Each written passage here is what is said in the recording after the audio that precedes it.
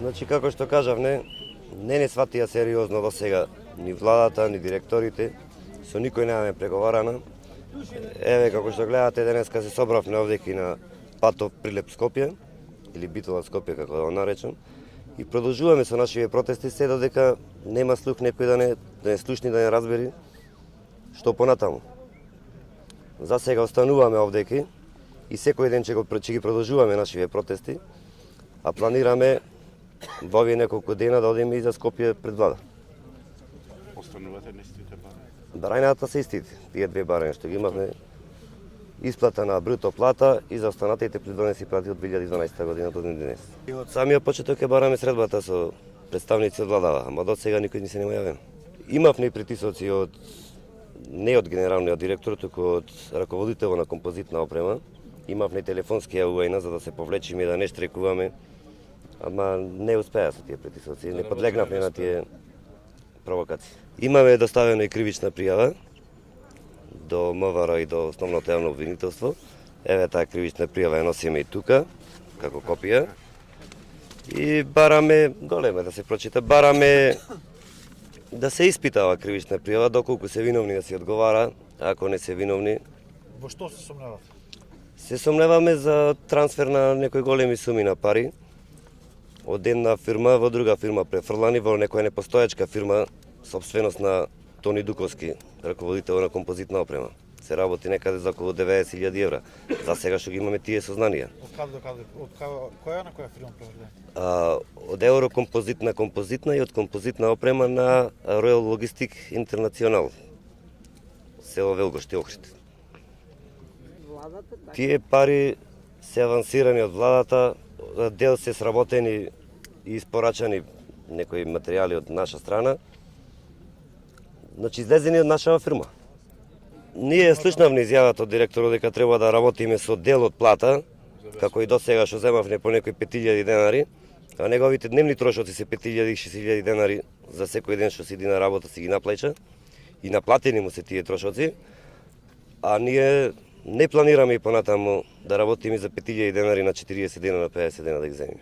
Поминаа 4 дена од почетокот на штрајкот, за жал до сега никакви реакции од другата страна, односно од раководството на фирмата и од собственикот на фирмата.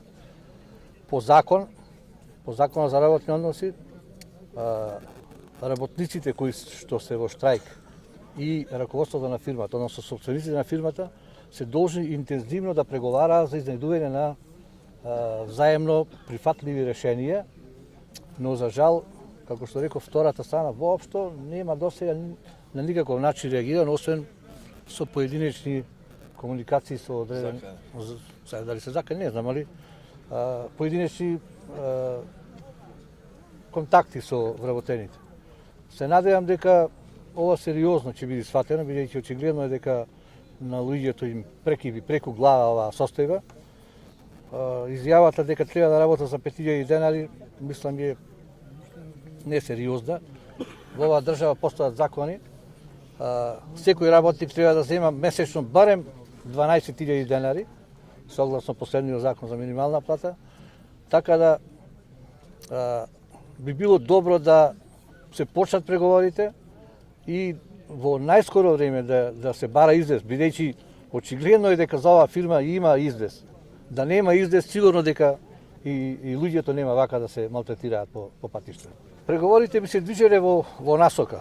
Прво да се реши статусот на фирмата, односно да се отпочне со решавање, да се изготви програма за решавање на проблемот на технолошкиот вишок кој што е очигледен, односно раководството не може да обезбеди работа за сите вработени, а има еден дел на работници со кои што се пред пенсија или со лекарски уверени решенија, кои што очигледно се терет на фирмата, значи треба да се намали бројот на вработени, барем за почеток, иако понатаму би бил може изголемен. Второ, мора да се решава прашањето на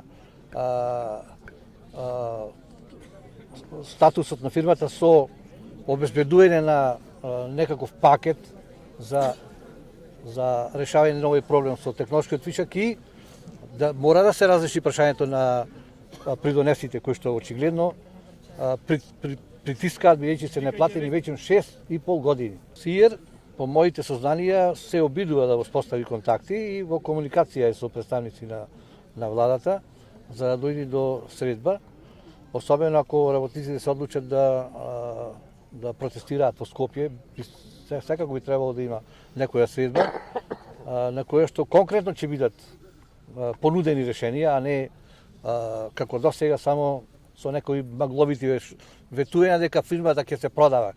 Фирмата се продава 20 и кусур години, па никој не е ни продал до сега, нити има намера да ја продава, нити пак има некои вистински заинтересирани купци.